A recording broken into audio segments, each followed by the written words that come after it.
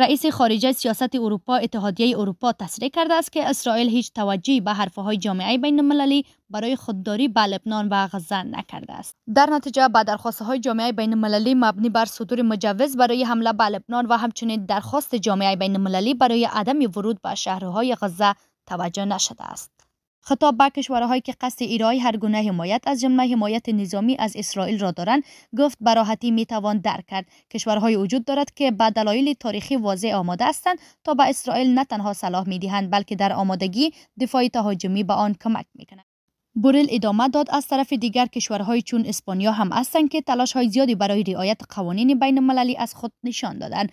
منابع مطلع در عراق مدعی شدند که واشنگتن در کمتر از نیم ساعت از تاریخ بغداد 3 پیام برای تهران ارسال کرده است و نگرانی‌های زیادی درباره پیامدهای جنگی دارند. حمایت‌های بیشتری از فلسطینیان داشتند و تعهد بیشتری به ایجاد کشور فلسطین از خود نشان دادند.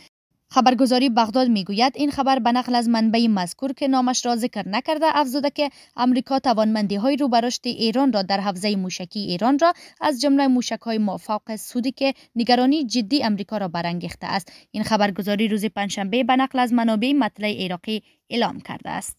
این منبع خبری به خبرگزاری بغداد الیوم گفته است که واشنگتن نگرانی این است که ایران به گروه‌های مقاومت این همه تدابیر تمام تهدیدات برای هر گونه تحول غیر متقربه اتخاذ کرده است.